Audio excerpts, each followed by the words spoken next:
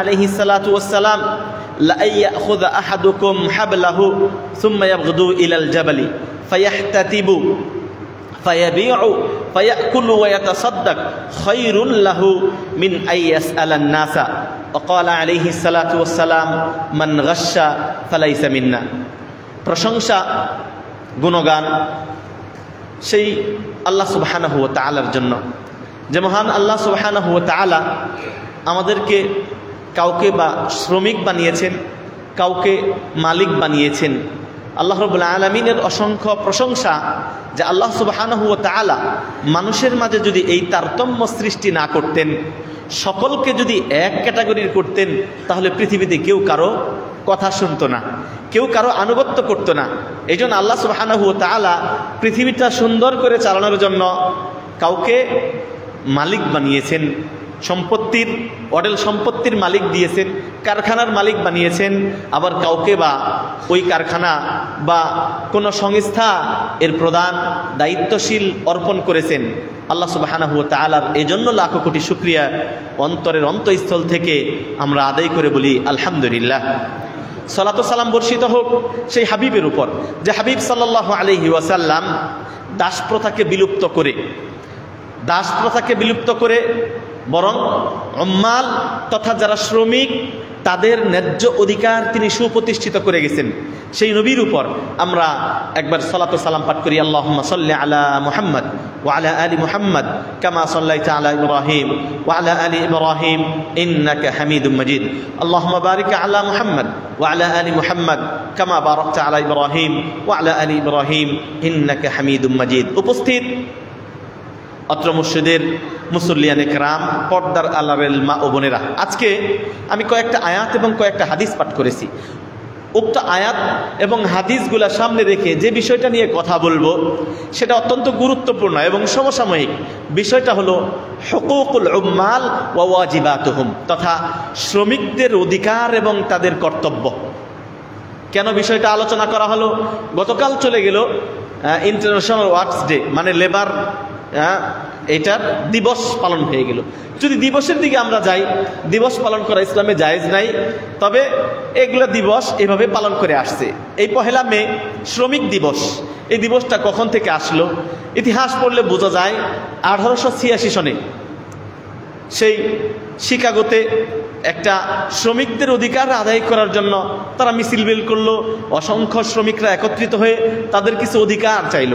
তারা 8 ঘন্টা কাজ করবে, 8 ঘন্টার অতিরিক্ত কাজ করবে না, তাদের মাসিক এটা হবে। তাদের কিছু দাবি দাওয়া নিয়ে 1886 সনে তারা শিকাগোতে এই আন্দোলন শুরু করলো। তখন সেখানে 6 জন শ্রমিককে গুলি করে পুলিশ হত্যা করে। এরপরে 2 দিন পর আবার আরও 4 জন হত্যা করে। এভাবে আন্দোলন চড়াই উতরাই পার করে শ্রমিকরা তাদের কিছু অধিকার, যেটা শ্রম আইন হিসাবে সারা বিশ্বে একটা নীতি, একটা নির্ধারণ করা হয়ে থাকে। প্রিয় ভাইয়ের আমার, এই হলো মে দিবস বা শ্রমিক দিবসের এই হালসনের সূচনা। কিন্তু আল্লাহ সুবহানাহু ওয়া তাআলা নবী সাল্লাল্লাহু আলাইহি ওয়াসাল্লাম যখন থেকে প্রেরণ করেছেন, তখন থেকে শ্রমিকের কি অধিকার, মালিকের কি অধিকার, শ্রমিক এবং মালিকের কি সম্পর্ক ইত্যাদি কোরআন এবং হাদিসে আল্লাহ সুবহানাহু ওয়া তাআলা স্পষ্ট করে গেছেন। আজকে আমি সেই 1886 সনের শ্রম নীতির আলোকে কথা বলবো না, বরং আমি 2 পৃষ্ঠার কিছু আলোচনা আপনাদের সম্মুখে দিয়ে এসেছি কোরআন এবং হাদিস থেকে। সেখানে 3টা পয়েন্ট আলোচনা করব। নাম্বার 1, হুকুকুল উম্মাল, শ্রমিকদের হক অধিকার কি, এবং 2 নম্বর হলো আমি অধিকার নিব কিন্তু আমার কর্তব্য পালন করব না। তাহলে আমাকে জানতে হবে, আমি যদি শ্রমিক হই আমি আমার কর্তব্য জানতে হবে। একজন শ্রমিকের কর্তব্যটা কি কি তার আল্লাহ রাব্বুল আলামিন বা কোরআন এবং হাদিসের দৃষ্টিকোণ থেকে আপনি একটা গার্মেন্টসে অথবা কারো আন্ডারে অথবা কারো দোকানে আপনি কাজ করেন, তাহলে আপনি শ্রমিক, আপনার একজন মালিক আছে। শ্রমিকের কি অধিকার এবং তার কি কর্তব্য, তাহলে একটা হলো অধিকার নিয়ে কথা বলবো, আর একটা হলো তার কর্তব্য নিয়ে কথা বলবো, ওয়াজিবাত নিয়ে। 3 নম্বর যে পয়েন্টটাই আলোচনা করব সেটা হলো আল আলাকা অথবা আল ইলাকাতু বাইনা আল উম্মাল ওয়া আসহাবুল আমাল, তথা শ্রমিক এবং মালিকের সম্পর্কটা কেমন হয়। কোরআন এবং হাদিসের দৃষ্টিতে মালিক শ্রমিক, এটা কি মালিক মালিকের মতো থাকবে, শ্রমিক শ্রমিকের মতো থাকবে, সে ওইভাবে চলবে? আসলে বিষয়টা সম্পর্কটা কেমন, এই বিষয় 3টা পয়েন্টে আজকের খুতবার আলোচনা করার চেষ্টা করব। আল্লাহ সুবহানাহু ওয়া তাআলার কাছে আমি তৌফিক কামনা করছি, আল্লাহ যেন আমার মুখ থেকে কোরআন এবং হাদিস থেকে অথেন্টিক কিছু কথা বের করে দেন, যে কথাগুলা মালিক শ্রমিক এবং উভয়ের উপকার আসবে, যে আলোচনাগুলা আমরা শুনলে এর উপর যদি আমল করি, আমার যে দায়িত্ব, আমিও একটা শ্রমিক, আমিও একটা প্রতিষ্ঠানের কর্মকর্তা, তাহলে আমার প্রতিষ্ঠানের প্রতি আমার কি দায়বদ্ধতা, এটা আমাকে বুঝতে হবে। আপনি যেখানে চাকরি করেন, সরকারি চাকরি হলে সরকার হলো আপনার মালিক, আপনি সরকারের যে দায়বদ্ধতা ওটা কি পালন করছেন কিনা, এগুলো আমাদের একটু বোঝার বিষয়। তো আমি ভূমিকাতে বলবো, আমল বা কাজ এটা শুধু আমি আর আপনিই করি না। এই কাজগুলা আদম আলাইহিসসালাতু ওয়াসসালাম থেকে শুরু করে অসংখ্য নবী কাজ করেছেন, একক নবী একক কাজ করেছেন, কাজ ছাড়া কোনো নবী নাই।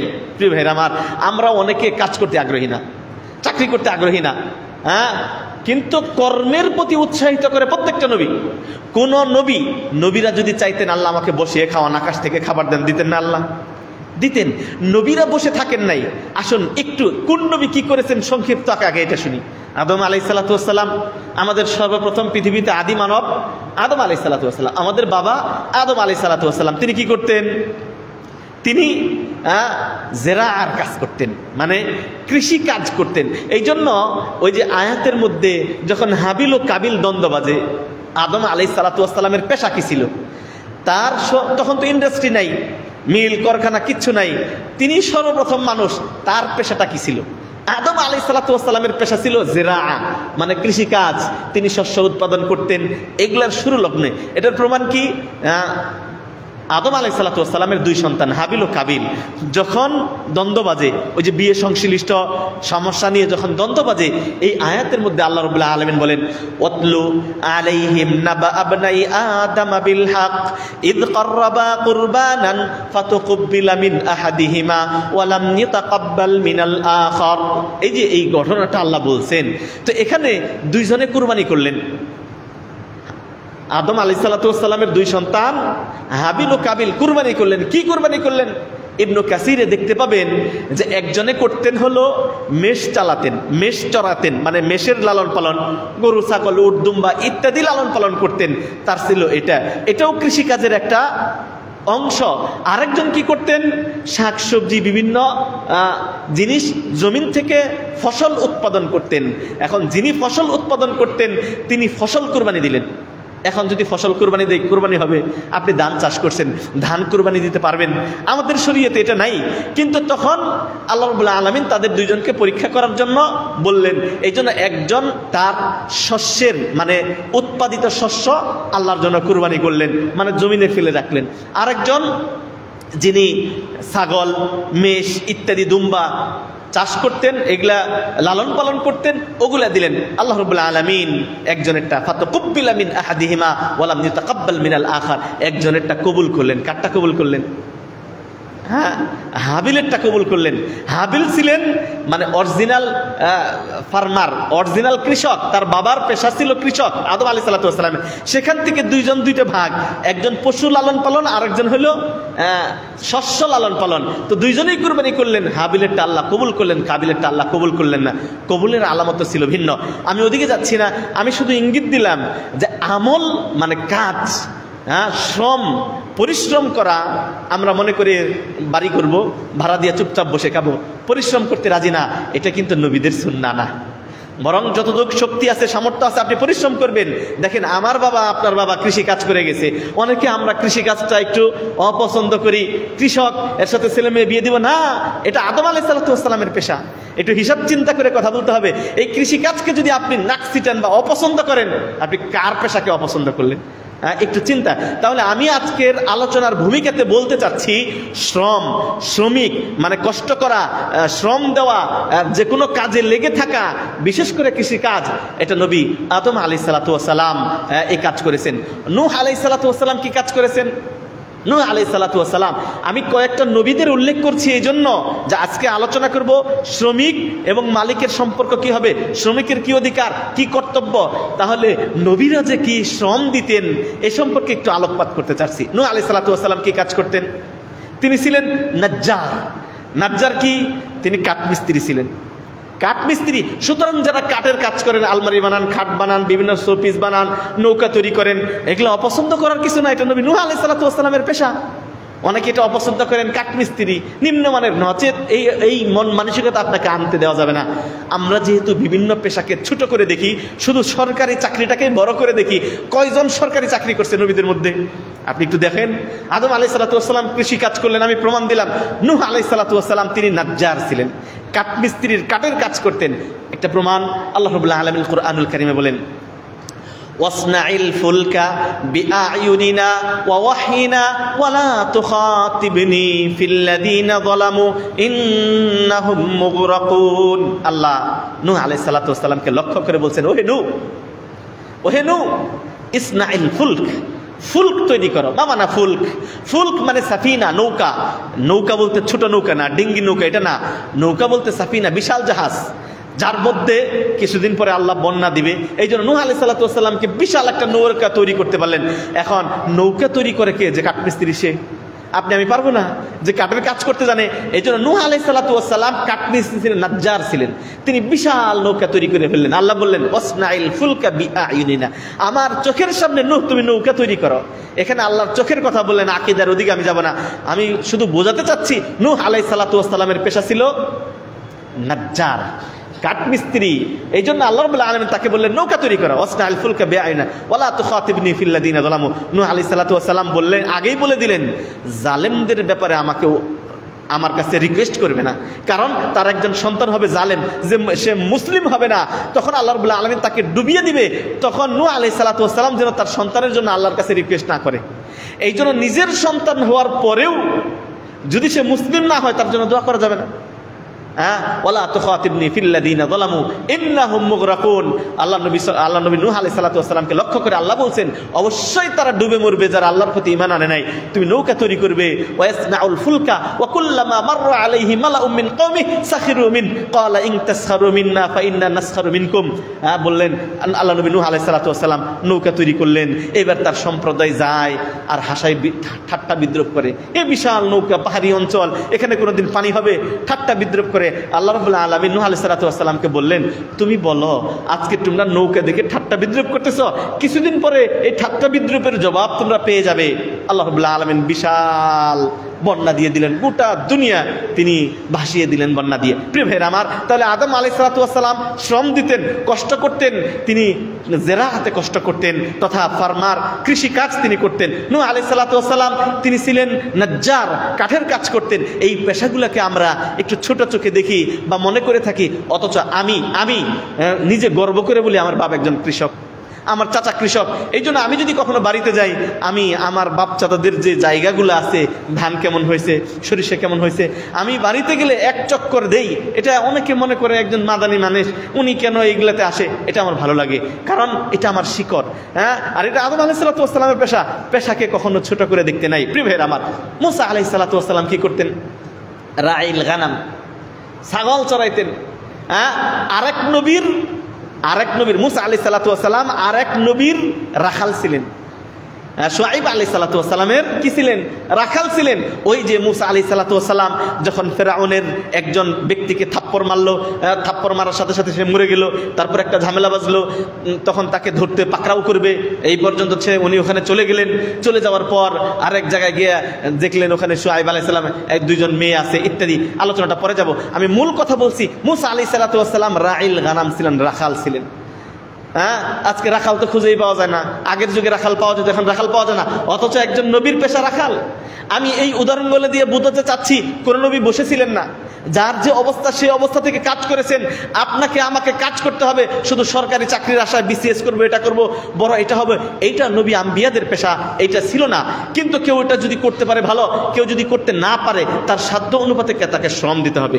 বসে থাকার জন্য আল্লাহ রাব্বুল আলামিন আপনাকে পৃথিবীতে পাঠান নাই, বরং আল্লাহ রাব্বুল আলামিন স্পষ্ট করে বলেছেন, কি বলেছেন?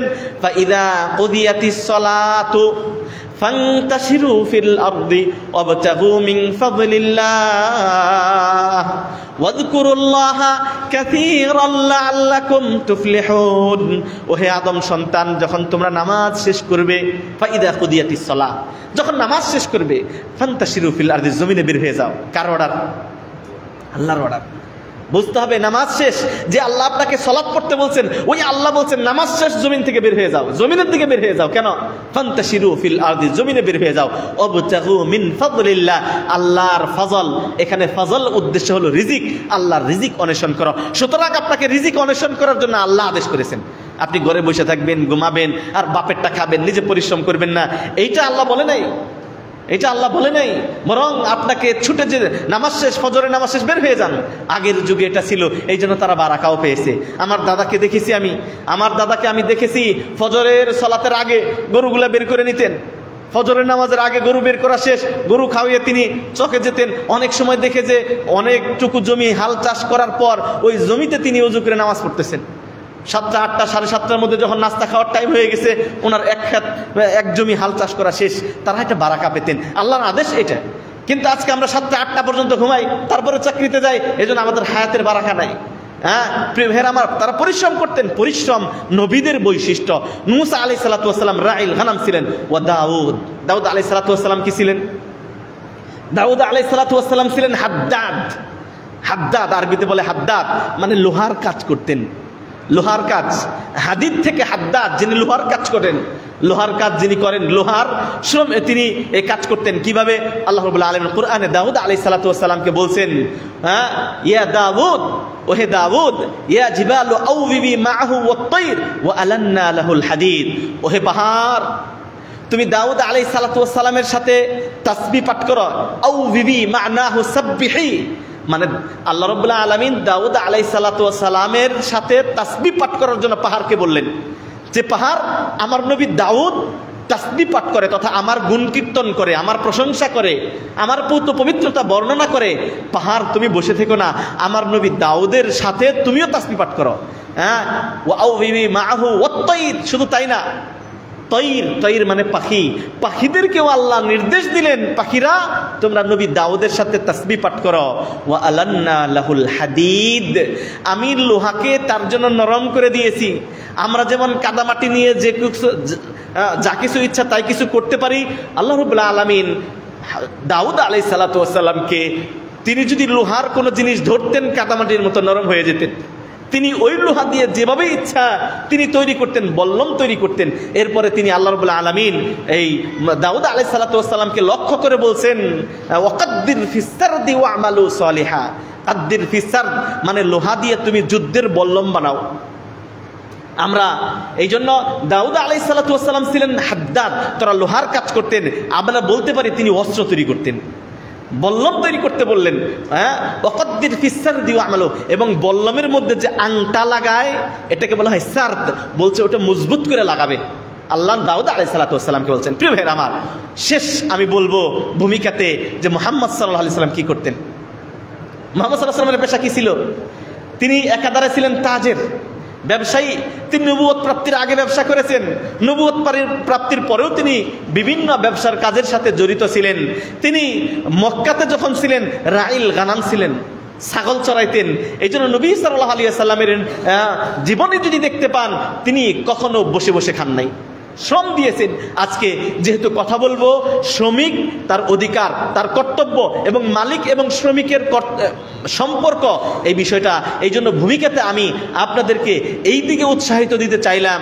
অনেক যুবক ভাই চাকরির আশায় বসে থাকেন, চাকরি হচ্ছে না, অমুক জায়গায় ইন্টারভিউ দেন, ইন্টারভিউ দিতে দিতে জুতা ক্ষয় করে ফেলেছেন, সার্টিফিকেটের কপিগুলো করতে করতে কয়েক কপি শেষ, কোথাও চাকরি হয় না, আর আপনি বসে থাকেন। প্রিয় ভাইয়ের আমার, আপনার যতটুকু সম্পদ আছে, আপনার যতটুকু ক্যাপাসিটি আছে, আপনি ওইটুকুর মধ্যে চাষ করুন, ওইটুকুর মধ্যে কাজ করুন। এই জন্য খুদা নবী বসে থাকেন নাই, আমাদেরও বসে থাকা যাবে না। আল্লাহ আমাদের সেই তৌফিক দান করুন, আমিন। প্রিয় ভাইয়ের আমার, আজকের বিষয়টা শুরুতে আমি নবীদের পেশাগুলো উল্লেখ করলাম এই জন্য, যাতে করে আমরা কখনো বসে না থেকে আমরা যে কোনো আমাদের সাধ্য অনুপাতে আমরা আমাদের কাজ করি। আল্লাহ সেই তৌফিক দান করেন, আমিন।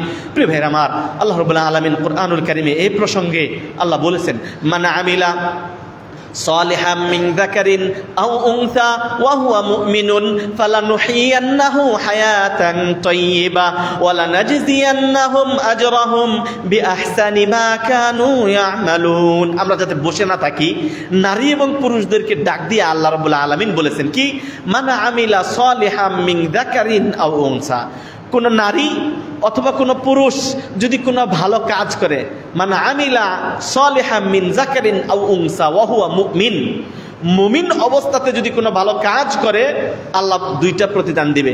নাম্বার 1, ফালানুহইয়ান্নাহু হায়াতান তাইয়্যিবা, উত্তম পুত পবিত্র হায়াত, জীবন আল্লাহ আপনাকে দান করবেন। আপনি যদি বসে থাকেন আল্লাহ এটা দিবেন না। আপনি মুমিন, আপনি বসে থাকতে পারবেন না, আপনাকে কাজ করতে হবে। আপনি যদি কাজ করেন তাহলে উত্তম পুত পবিত্র জীবন দান করবেন কে? এটা আল্লাহর কথা। সূরা আন-নাহল 97 নম্বর আয়াত, সূরা আন-নাহলের 97 নম্বর আয়াত। আল্লাহ এই আয়াতেও নারী এবং পুরুষ, এই জন্য দেখেন বর্তমান পুরুষরা খালি একাধিক বিয়ে করতে চায়। আর একাধিক বিয়ের যে আয়াতগুলো, বিশেষ করে বর্তমান দিনী ভাই, নতুন যারা মানে দিন শিখে, নতুন যারা আহলে হাদিস সালাফি হয়, এরা কি করে, আল্লাহ কোরআনে বলছেন, শুরু করছেন মাসনা ওয়া সুলাসা ওয়া রুবা, 2 দিয়ে বিয়ে করতে চায় বারবার। হ্যাঁ প্রিয় ভাইরা আমার, নবী সাল্লাল্লাহু আলাইহি ওয়াসাল্লামের যুগের বিয়েটা আর বর্তমান যুগের বিয়ে অনেক পার্থক্য। নবী সাল্লাল্লাহু আলাইহি ওয়াসাল্লামের যুগের বিয়ে তখন ছিল একটা বিয়ে করা মানে হলো তার কর্মক্ষেত্র বাড়া, রিজিক প্রশস্ত হওয়া। আর এখন নারীরা ভাবে কাজ করতে চায় না, ঘরের মধ্যে বন্দি, তারা যে কোনো তাদের যে সাধ্যের মধ্যে যে কাজ আছে এগুলা তারা কাজ করতে চায় না। এখন বিবাহ মানে স্বামীর ঘাড়ে আরেকটা বোঝা চাপা। হ্যাঁ, দুইটার মধ্যে পার্থক্য। নবী সাল্লাল্লাহু আলাইহি ওয়াসাল্লামের যুগে দেখতেন একজন খেজুর গাছের, যেমন এক মহিলা, তার স্বামী মারা গেছে, এমত অবস্থায় সে কি করে, নিজে একজন মহিলা সেই খেজুর গাছের খেজুর পারবে। নবী সাল্লাল্লাহু আলাইহি ওয়াসাল্লামের কাছে অনুমতি চাইলেন, সাহাবীরা বললেন না, ইদ্যত পালন করার অবস্থায় তুমি খেজুর গাছের এখানে যেতে পারবে না, তুমি কাজ করতে পারবে না, খেজুর গাছে মাঝরাতে কাজ করবে কেন, তুমি বসে থাকবে। আল্লাহ নবীর কাছে গেলেন, আল্লাহ নবী বললেন না, ইদ্যত চলাকালীন অবস্থাতেও তুমি কৃষি কাজ করতে পারো, তুমি খেজুর উৎপাদন করবে, তুমি নিজে খাবে, পারলে দান করবে, উৎসাহিত দিলেন আল্লাহ নবী সাল্লাল্লাহু আলাইহি ওয়াসাল্লাম। এই জন্য আরব দেশে দেখেন, আরব দেশের মহিলারাও অলস হয়ে গেছে, কিন্তু এখনো তায়েফের কিছু মহিলা আছে, তারা আমি নিজ চোখে দেখেছি বোরকা পরে ছাগল চড়ায়। আমি তায়েফে দেখেছি বোরকা পরে ছাগল চড়াচ্ছে, বোরকা পরে তাদের যে সমস্ত কাজ এগুলা করতেছে। প্রিয় ভাইরা আমার, এই জন্য তৎকালীন যুগের একজন বিয়ে মানে একজন কাজের সহযোগী হওয়া, কিন্তু এখন তো এরকম নিচ্ছে না। প্রিয় ভাইরা আমার, আমরা যদি মুমিন হয়ে থাকি আমরা বসে থাকতে পারবো না। এটা নবী সাল্লাল্লাহু আলাইহি ওয়াসাল্লামের সুন্নত না, সুন্নতের খেলাফ, এটা আল্লাহ সুবহানাহু ওয়া তাআলার নিয়মের বিধিবিধানের খেলাফ। এই জন্য আল্লাহ বলেছেন নামাজ পড়ো, বের হয়ে যাও, কাজ করো, বসে থাকা যাবে না। কিন্তু আমরা আজকে অলস জাতি হয়ে গেছি। এই জন্য আমাদের আমরা কি করি, খাদ্যের অভাবের আশঙ্কা করি, আমরা ওই স্যালারির উপর নির্ভর হয়ে গেছি। কেন, আপনি 5টায় ডিউটি শেষ, তারপর আপনি কাজ করেন। ইসলাম তো চায় আপনি পরিশ্রম করুন। সাহাবীরা, আপনি রোজার আয়াত দেখেন, এক সাহাবী মাঝরাতে কাজ করতে করতে এসে ক্লান্ত হয়ে মাগরিবের আগে আসছেন, ইফতার করবেন, ইফতারি তিনি করতে পারেন না, আবার ঘুম চলে আসছে। ঘুম চলে আসার পর তখনকার নিয়ম ছিল কি, যে কোনো ব্যক্তি যদি ঘুমিয়ে যায়, এশা হয়ে যায়, তাহলে আর ইফতার করতে পারবে না, পরের দিনের জন্য আবার না খেয়ে রোজা রাখতে হবে। এভাবে পরের দিন রোজা রাখার কারণে সে অজ্ঞান হয়ে গেল।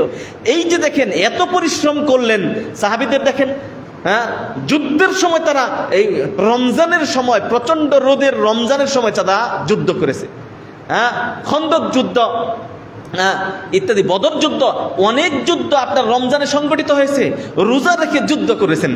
প্রিয় ভাইরা আমার, এই জন্য ইসলামের মূল বিধান হলো যারা মুসলিম, যারা মুমিন, তারা বসে থাকতে পারবে না, তাদের সাধ্য অনুপাতে তাদের কাজ করতে হবে। কিন্তু সত্যিকার অর্থে আমরা এখন এই ইসলামের মূল বিধান থেকে ছিটকে যাচ্ছি। আমরা ওভাবে পরিশ্রম করি না যেভাবে ইসলাম আসলেও চায়। ইসলাম যেভাবে চাচ্ছে আমাদের পরিশ্রম করতে, এভাবে যদি প্রত্যেকটা মুসলিম পরিশ্রম করে বা একটা দেশের নাগরিক পরিশ্রম করে, ওই দেশটা অনেক উন্নত উঠবে। আল্লাহ নিজে বলছেন, ফালানুহইয়ান্নাহু হায়াতান তাইয়্যিবা, আমি পুত পবিত্র জীবন দান করব যারা মুমিন হয়ে পরিশ্রম করবে। হ্যাঁ, হায়াতান তাইয়্যিবা। এরপরে কি, ওয়ালা নাজজিয়ান্নাহুম আজরাহুম বিআহসানি মা কানু ইয়ামালুন। তারা যে সমস্ত কাজ করেছে এই কাজের বিনিময়, অতি উত্তম বিনিময় আমি আল্লাহ সুবহানাহু ওয়া তাআলা দান করব। প্রিয় ভাইরা আমার, এই দুইটা জিনিস, তার মানে হলো একজন মুমিন যদি দুনিয়াতে শ্রম দেয়, আপনি যদি শ্রমিক হন, হোক আপনার নিজের সম্পত্তিতে, হোক আপনার নিজের মাজরাতে, হোক নিজের খামারে, হোক অন্যের, আপনি যদি সত্যিকার অর্থে শ্রমিক হয়ে যান, তাহলে আপনার দুইটা লাভ, আল্লাহ রাব্বুল আলামিন পবিত্র জীবন দান করবেন। তার মানে আপনি শ্রম বিনিয়োগ করার কারণে আল্লাহর পক্ষ থেকে একটা ভালো রিজিক পাবেন, যে রিজিকের মাধ্যমে আপনি হারাম পন্থায় যেতে হবে না, হালাল পন্থায় একটা পবিত্র জীবন পাবেন। আর কিয়ামতের দিন এই পরিশ্রমের একটা সওয়াব আল্লাহ আপনাকে দিবেন। সুবহানাল্লাহ। প্রিয় ভাইরা আমার, আমি লম্বা আলোচনায় যাচ্ছি না, একটা হাদিসের কথায় যাচ্ছি। দেখেন, আল্লাহ নবী সাল্লাল্লাহু আলাইহি ওয়াসাল্লাম বলেছেন, লা ইয়াখুযা আহাদুকুম হাবলাহু। হ্যাঁ, অনেক মানুষ হাত পথে, আল্লাহ নবী সাল্লাল্লাহু আলাইহি ওয়াসাল্লাম কাজের দিকে উৎসাহিত দিয়েছেন, বলছেন তোমাদের মধ্যে কেউ একজন রশি নিবে, একটা রশি নিবে, হ্যাঁ, সুম্মা ইয়াগদু ইলাল জাবাল, রশি নিয়ে পাহাড়ে চলে যাবে। নবী সাল্লাল্লাহু আলাইহি ওয়াসাল্লামের হাদিস, ফায়াহতাদিবু, পাহাড়ে যেয়ে গাছ কাটবে। হ্যাঁ, এটা যদি দেখতে পান তাহলে মধুপুর বনাঞ্চলে যান। হ্যাঁ, গতকালকের আগের দিন, 2 দিন আগে আমি মধুপুর গেলাম, বিশাল বন, ওখানে মানুষ ওই বনের গাছ বিভিন্নভাবে ডাল কাটতেছে, যেগুলো পড়ে আছে ওগুলো টোকাচ্ছে, নিয়ে বাজারে বিক্রি করতেছে।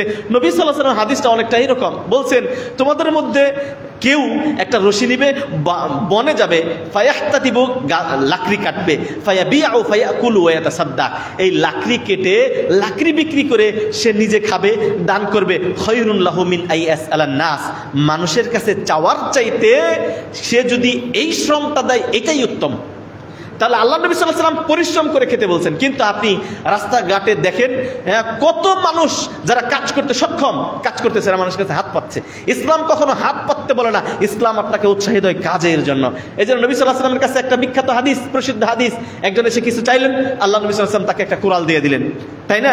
বললেন যাও এটা নিয়ে তুমি কাটো, গাছ কাটো, ইত্যাদি করে খাও, মানে পরিশ্রম করে খাও, তুমি শ্রম বিনিয়োগ করে খাও, এমনি খেও না। ওয়ালা ইয়াহসু রাসূল, আল্লাহ নবী সাল্লাল্লাহু আলাইহি ওয়াসাল্লাম কখনোই কোনো ব্যক্তিকে চাওয়ার ক্ষেত্রে বা পরনির্ভরশীলতা হওয়ার জন্য আল্লাহ নবী সাল্লাল্লাহু আলাইহি ওয়াসাল্লাম উৎসাহিত দেন নাই, বরং উৎসাহিত দিয়েছেন শ্রম বিনিয়োগ করার জন্য, পরিশ্রম করার জন্য। প্রিয় ভাইরা আমার, আহাম্মুল হুকুক আল আসালিয়া লিল উম্মাল, আলোচনার মূল ভিত্তিতে প্রথম অংশ হচ্ছে হুকুকুল উম্মাল, শ্রমিকের অধিকার। এটা একটা বিশাল বিষয়, অনেক শ্রমিকের অধিকার। তোর মধ্যে থেকে আমি মাত্র 4টা শ্রমিকের মূল আসাস, মৌলিক যে অধিকার, এই অধিকারের কথা বলবো। 4টা মৌলিক অধিকারের মধ্যে অন্যতম 1 নম্বর অধিকার হলো শ্রমিক, আপনি মালিক, আপনি শ্রমিকের অন্যতম অধিকার দিবেন হাক্কুল আমাল একটা, 2 নম্বর হলো হাক্কুল ফিল আজরিল আদিল, 3 নম্বর হাক্কুর রাহা, 4 নম্বর হাক্কুদ দিমান, 5 নম্বর হলো হাক্কু লিআদাই আল ফারাইদ। তো 5 নম্বরটা প্রথমে শুরু করব। একজন শ্রমিকের অন্যতম অধিকার হলো আল্লাহ সুবহানাহু ওয়া তাআলার পক্ষ থেকে যে সমস্ত ফরজ ইবাদত আছে, এই ইবাদতগুলো যেন সে করতে পারে, এটা তার অধিকার। মানে আমি এটা বলবো মালিকদেরকে, অনেক মালিক আছে আমাদের, নামাজের সময় যদি দোকান বন্ধ করে একটু বাইরে যায় আপনি বেজার, অথচ এই আমেলের মানে এই ওয়ার্কারের, এই যে শ্রমিকের যে আপনার কাছে কাজ করে, এই অধিকারটা আল্লাহ সুবহানাহু ওয়া তাআলার পক্ষ থেকে। আপনি যদি তাকে ইবাদতের অধিকারটা না দেন, তাহলে আপনি আল্লাহ সুবহানাহু ওয়া তাআলার বিষয়টা লঙ্ঘন করলেন। এটা 5 নম্বরে নিয়ে এসে 1 নম্বরে আলোচনা করলাম। এই জন্য একজন শ্রমিকের অন্যতম অধিকার হলো, এটা যদি নারী শ্রমিক হয় তাহলে পর্দা তার অধিকার। যদি কোনো নারী শ্রমিক আপনার গার্মেন্টসে অথবা আপনার শিল্প কারখানায় অথবা আপনার ফার্মে অথবা যে কোনো আপনার আন্ডারে কোনো নারী শ্রমিক যদি কাজ করে, তাহলে তার পর্দা করা এটা আল্লাহ সুবহানাহু ওয়া তাআলার পক্ষ থেকে তার অধিকার, আপনি তাকে হস্তক্ষেপ করতে পারবেন না। হ্যাঁ, কিন্তু দুঃখের বিষয় বাংলাদেশে এই সমস্ত অনেক, যেমন গত কিছু 1-2 বছর আগে আমরা দেখেছি ওই যে সেই পাঞ্জাবি তৈরি করে একটা নাম কি যেন, তারা এই অধিকার না দিয়ে দাঁড়িয়ে রেখেছে বিদায় তাকে চাকরি দেওয়া হয় নাই। আশ্চর্যের বিষয়, এইটা আল্লাহ সুবহানাহু ওয়া তাআলা যে সমস্ত আদেশ করেছেন, এই আদেশ যদি সে বাস্তবায়ন করতে চায়, এটা একজন শ্রমিকের অধিকার, একজন মুসলিম হিসাবে তার অধিকার, এটা আপনাকে দিতেই হবে। আলহামদুলিল্লাহ, আমি বহু গার্মেন্টস এর মালিকের খবর জানি যারা বাধ্যতামূলক সালাত পড়তে বলে। এবং কি অনেক গার্মেন্টসে, মিরপুরে একজন গার্মেন্টসের মালিকের কথা আমি জানি, তিনি নামাজের সময় এগুলো বন্ধ রাখে এবং গার্মেন্টসের ভিতরে মেয়েদের সেকশন আলাদা, পুরুষদের সেকশন আলাদা, মেয়েরা সালাত করতে পারে ওইটার জায়গা দিয়ে রাখছে, পুরুষরা, সে আহলুল হাদিস, সে সালাফি, সে বুঝে। এই জন্য আমরা যখন মালিক এবং শ্রমিকরা আল্লাহর বিধিবিধান বুঝবো, এটা চেষ্টা করব। আজকে সৌদি আরবের দিকে তাকান, একটা মার্কেট বানাতে চান, সেখানে অবশ্যই মার্কেটের প্ল্যান পাস করাতে হবে আপনাকে, আপনি মালিক। ওই প্ল্যান পাস করাতে গেলে ওই প্ল্যানের মধ্যে আপনাকে দিতে হবে নারীদের জন্য আলাদা সালাতের ব্যবস্থা আছে কিনা, গাড়ি পার্কিংয়ের ব্যবস্থা আছে কিনা, পুরুষদের সালাতের ব্যবস্থা আছে কিনা, নারী পুরুষ আলাদা কিনা, কোন ক্যাটাগরির, এগুলো যখন আপনি সাবমিট না করতে পারবেন, প্ল্যানের মধ্যে থাকবে না, আপনার মার্কেটের অনুমোদনই হবে না। এটা এই জন্য সরকারিভাবে এই অধিকার এটা বাস্তবায়ন করতে হবে। এক নাম্বার শ্রমিকের অধিকার হলো আল্লাহ সুবহানাহু ওয়া তাআলা যে ফরজ করেছেন, এই ফরজ ইবাদতগুলো সে যেন করতে পারে, এটার ব্যবস্থা করা, এটার পরিবেশ তৈরি করে দেওয়া, এইটা শ্রমিকের অন্যতম অধিকার। আল্লাহ যেন মালিকদেরকে বোঝার তৌফিক দান করেন। আপনি শুধু তার কাছ থেকে কাজই চাবেন, অনেক আবার বিপরীত জানি আমরা, অনেক জায়গায় প্রেশার ক্রিয়েট করে, নামাজের জন্য ছাড়ে না।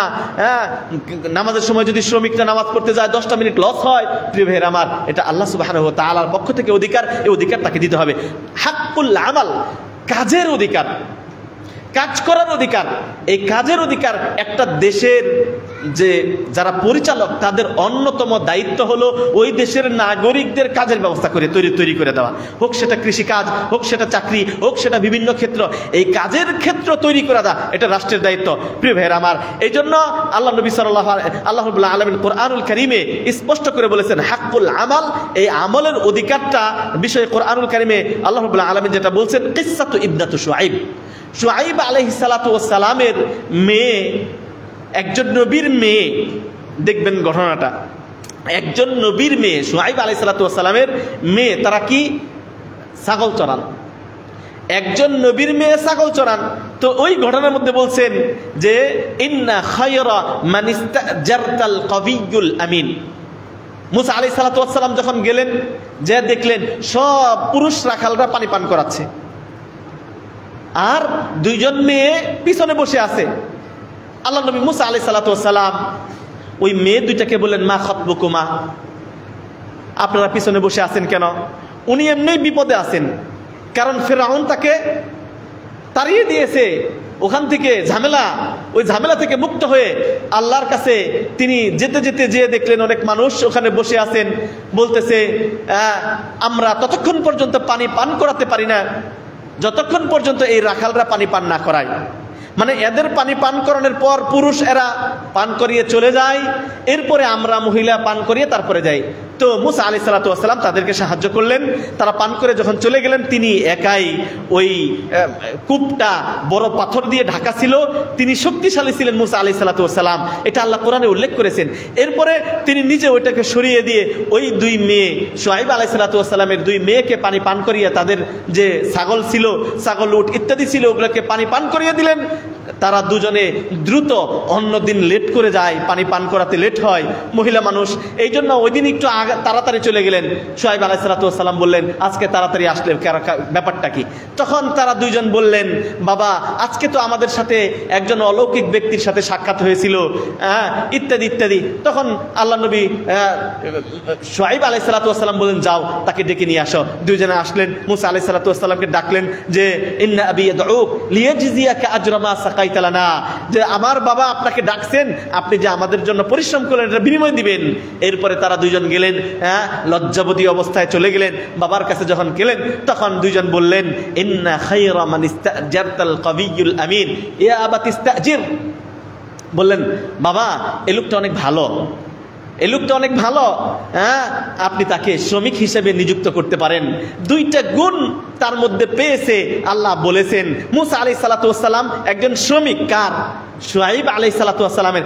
একজন নবী আর একজন নবীর শ্রমিক, একজন হবে মালিক আর একজন হবে শ্রমিক। এই যে মালিক এবং শ্রমিকের সম্পর্কটা কেমন হয় এবং তাদের অধিকারটা কেমন, দেখেন বলতেছে ইন্না খায়রা মান ইস্তাজারতাল কবিয়ুল আমিন, যাদেরকে আপনি শ্রমিক হিসাবে নিবেন, বাবা যাদেরকে আপনি শ্রমিক হিসাবে নিবেন, এই লোকটার মধ্যে দুইটা গুণ আছে। একটা কবি, কবি মানে শক্তিশালী, শক্তি আছে, সামর্থ্য আছে, সে কাজ করতে পারে, কবি।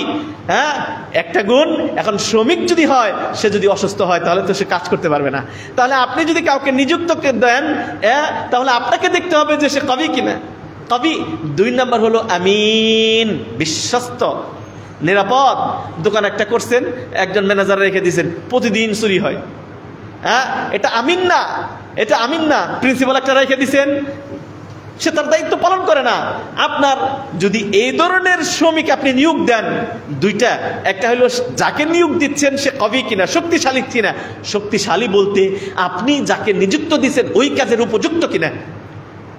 হতে পারে সে মুহাসিব, ইঞ্জিনিয়ার, হতে পারে হিসাব রক্ষক, যে যে সেক্টরের কাজ ওই সেক্টরে সে পারদর্শী কিনা। যদি ওই সেক্টরে কবি, শক্তিশালী, মজবুত, খুব ভালো বুঝে, তাহলে তাকে আপনি নিযুক্ত করুন। আর দ্বিতীয় হলো আমিন, বিশ্বস্ত কিনা, আমিন, নিরাপদ কিনা। যদি বিশ্বস্ত না হয়, এই জন্য আজকে বিশ্বস্ততার বড় অভাব। শ্রমিকরা গার্মেন্টস থেকে বের হয়, সবারকে সার্চ করে, কারণ কি? সুতা চুরি হয়, কাপড় চুরি হয়, এটা চুরি হয়, সেটা চুরি হয়। অথচ শ্রমিকের হতে হবে আমিন। এটা যদি আপনি না অর্জন করতে পারি, আমি যদি না অর্জন করি, তাহলে আমি অরিজিনাল শ্রমিক হতে পারি নাই। শ্রমিক হতে পারি নাই। শ্রমিক হতে হলে মালিকের কাছে, আল্লাহ সুবহানাহু ওয়া তাআলার কাছে আমাকে আমিন হতে হবে। এই 2টা গুণ যদি আমি অর্জন না করতে পারি, আমি আমার কাজের সেক্টরে, আমি সেলাই করি, সেলাই সেক্টরে আমাকে কবি হতে হবে। এটা আমি খুব পাকাপোক্ত জানি। হ্যাঁ, আমি এটা ফিনিশিংয়ে কাজ করি, ফিনিশিং কিভাবে করতে হয় এটা আমি কবি, আমি খুব ভালো জানি। আমি একটা ব্রিজ তৈরি করার ক্ষেত্রে আমি ইঞ্জিনিয়ার, এটা আমি খুব ভালো পোক্ত জানি, আমি নকল করে পাশ করি নাই। প্রিয় ভাইরা আমার, তাহলে একজন শ্রমিকের 2টা জিনিস তার ভিতরে থাকতে হবে। একটা হলো কবি, যে যে কাজের ওই কাজের যোগ্য কিনা। নাম্বার 2, তাকে হতে হবে আমিন, বিশ্বস্ত। আমিন, বিশ্বস্ত এমন মানুষ পাওয়া খুবই দুষ্কর, খুবই দুষ্কর। আমরা নিজেরা যারা ব্যবসা প্রতিষ্ঠান পরিচালনা করি, তারা পাই নতুন একটা ব্যবসা খুলবো, একটা বিশ্বস্ত মানুষ খুঁজে পাই না। বেতন পর্যাপ্ত দিব, কিন্তু তাকে দিয়ে বিশ্বস্ততা অর্জন করব, সেটাই পাই না। শুধু একটা মাদ্রাসা চালাই, ওই মাদ্রাসার ছাত্রদের বেতন আদায় হবে, ব্যাংকে টাকা জমা হবে। হ্যাঁ, এইটার জন্যই বিশ্বস্ত মানুষ খুঁজে পাওয়া মুশকিল। তাহলে বড় বড় সেক্টরগুলোতে কি হবে? অথচ আল্লাহ সুবহানাহু ওয়া তাআলা 1400 বছর আগে একজন মুসলিম শ্রমিকের অন্যতম গুণ হবে সে আমিন।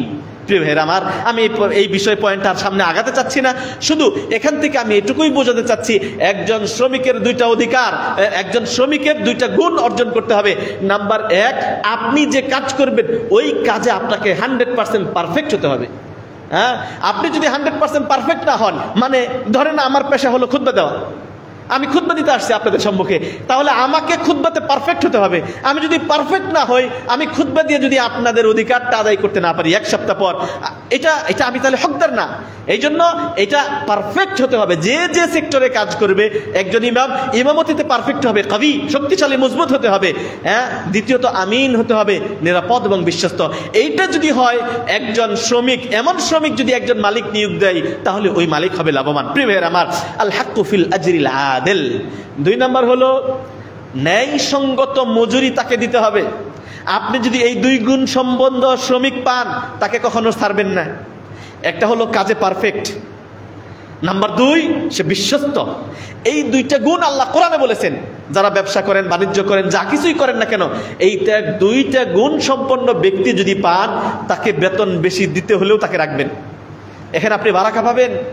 হ্যাঁ, আপনি দেখবেন হয়তো তাকে অন্যদের তুলনায় অনেক বেশি বেতন দিচ্ছেন, কিন্তু এই 2টা গুণ থাকার কারণে আল্লাহ রাব্বুল আলামিন অন্যদিকে আপনাকে বারাকা দিবেন। এই জন্য 2 নম্বর পয়েন্ট হলো আল হাক্কু ফিল আজরিল আদিল, ইনসাফ মতো এই 2 গুণ সম্পন্ন, মানে বিশ্বস্ত এবং পারফেক্ট ব্যক্তি যদি আপনি পেয়ে যান, তাকে ন্যায়সঙ্গত বেতন দিতে হবে। ন্যায়সঙ্গত বেতন। এই ক্ষেত্রেও আমরা অনেক শ্রমিক দিয়ে অনেক আমরা ইনকাম করে নেই, অনেক টাকা ইনকাম করে নেই, কিন্তু শ্রমিকের ন্যায়সঙ্গত বেতন আমরা তাকে দিই না। এটা অনেকেই করে থাকি। প্রিয় ভাইয়েরা আমার, আল্লাহ রাব্বুল আলামিন কুরআনুল কারীমে স্পষ্ট এই ক্ষেত্রে বলেছেন, মানে পারফেক্ট যদি শ্রমিক একজন আপনি আমেল পান, তাহলে তাকে ন্যায়সঙ্গত মজুরি দেওয়ার জন্য আল্লাহ সুবহানাহু ওয়া তাআলা বলেছেন। আল্লাহ বলেন, ওয়ালা তাবখাসুন নাস আশিয়াআহুম ওয়ালা তা'তাউ ফিল আরদি মুফসিদিন। ওয়ালা তাবখাসুন নাস, মানুষকে কম দিও না, এটা আল্লাহর আদেশ। ওয়ালা তাবখাসুন নাস, মানুষের মাঝে বখলিতি করো না, কম দিও না।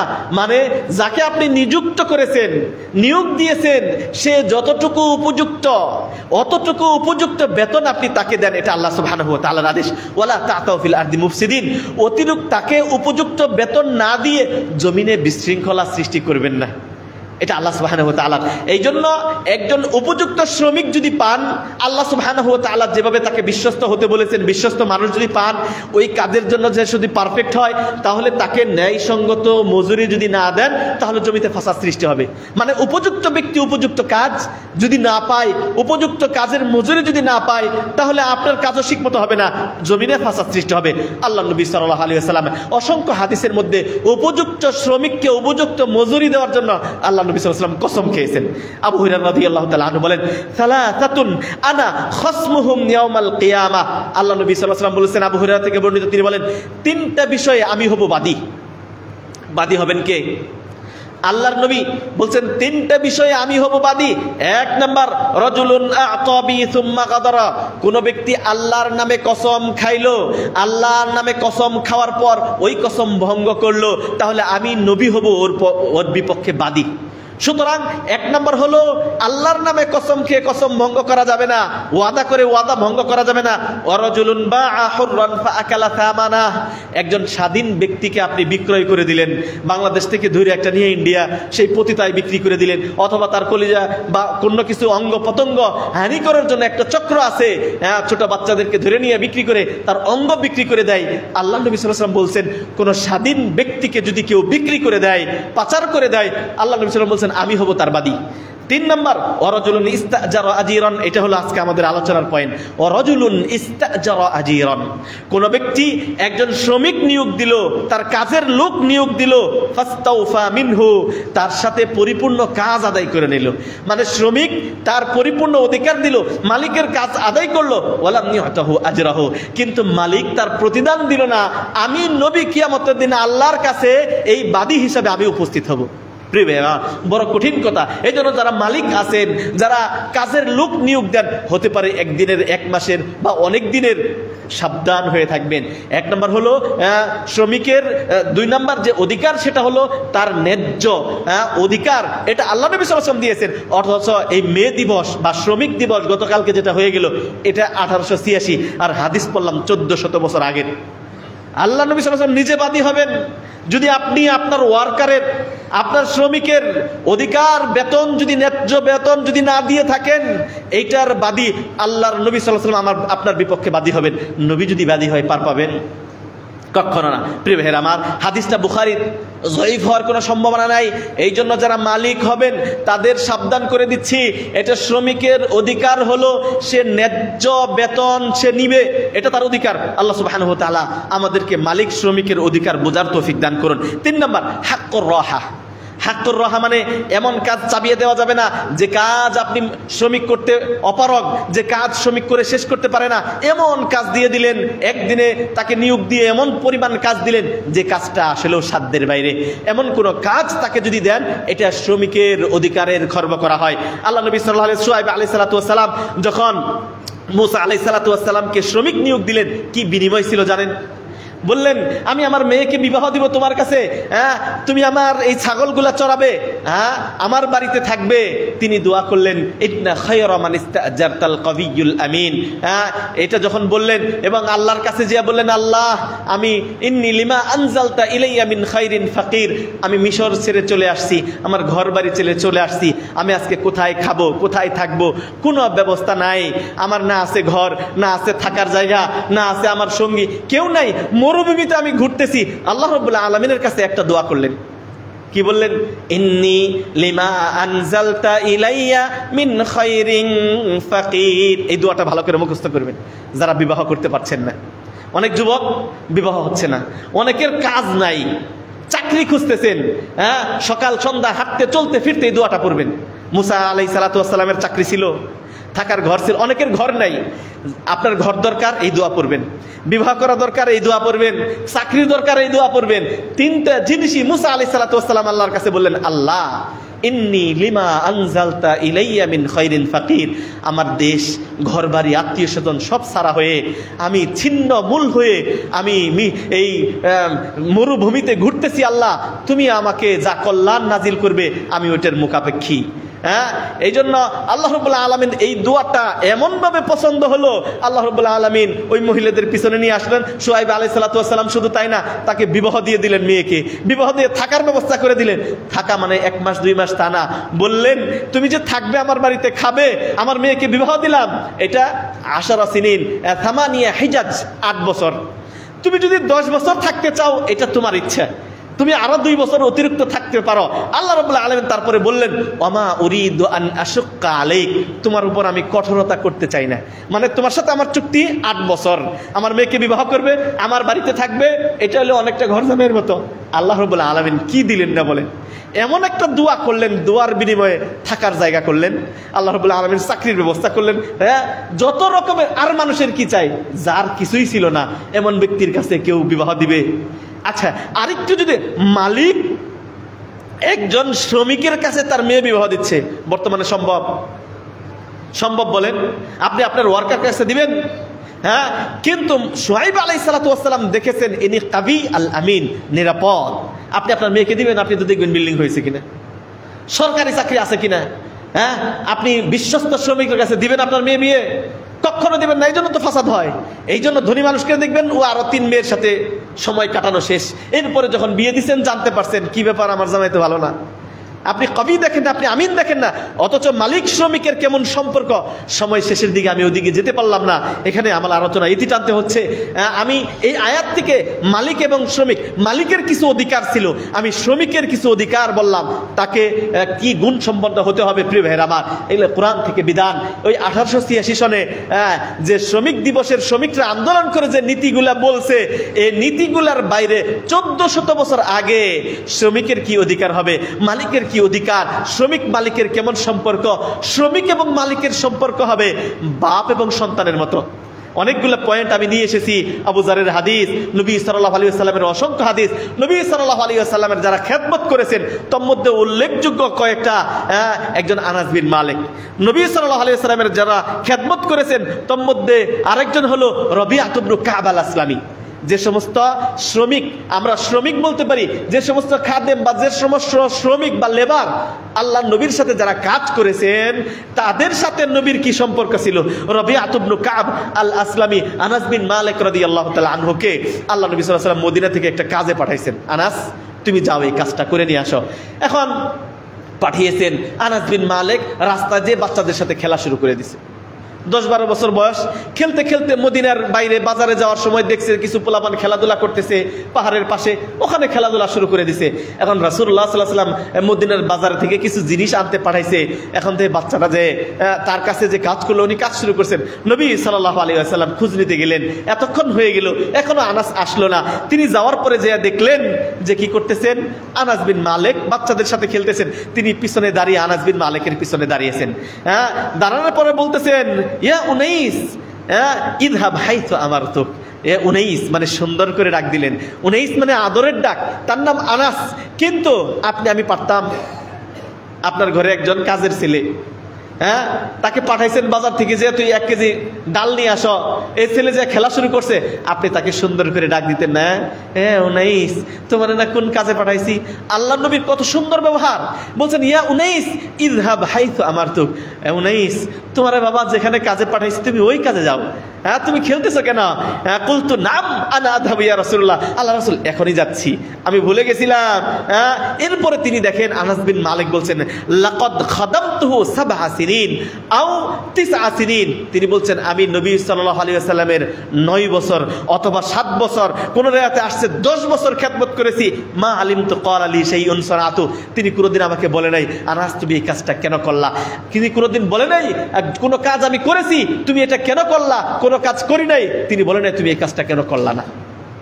এই একটা হাদিস শ্রমিক এবং মালিকের সম্পর্কটা কেমন হবে বোঝার জন্য যথেষ্ট।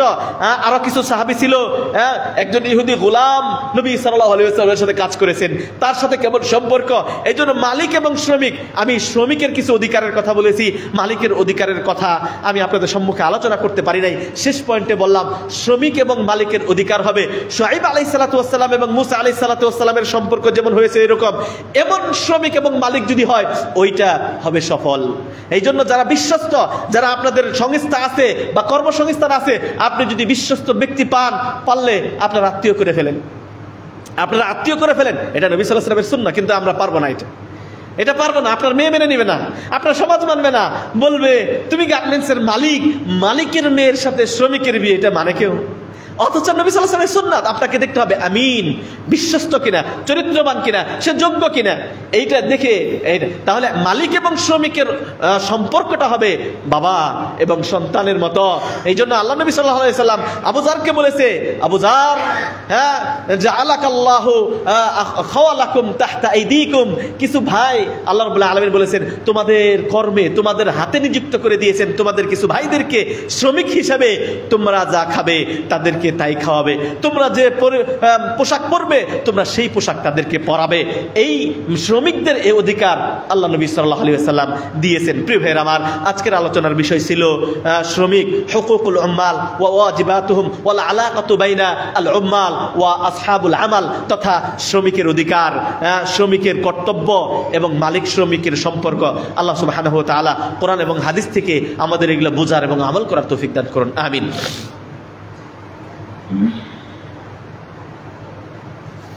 إن الحمد لله نحمده ونستعينه ونستغفره ونؤمن به ونتوكل عليه ونعوذ بالله من شرور أنفسنا ومن سيئات أعمالنا من يهده الله فلا مضل له ومن يضلله فلا هادي له وأشهد أن لا إله إلا الله وحده لا شريك له وأشهد أن محمدا عبد الله ورسوله قال الله تبارك وتعالى في كلامه المجيد والفرقانه الحميد أعوذ بالله من الشيطان الرجيم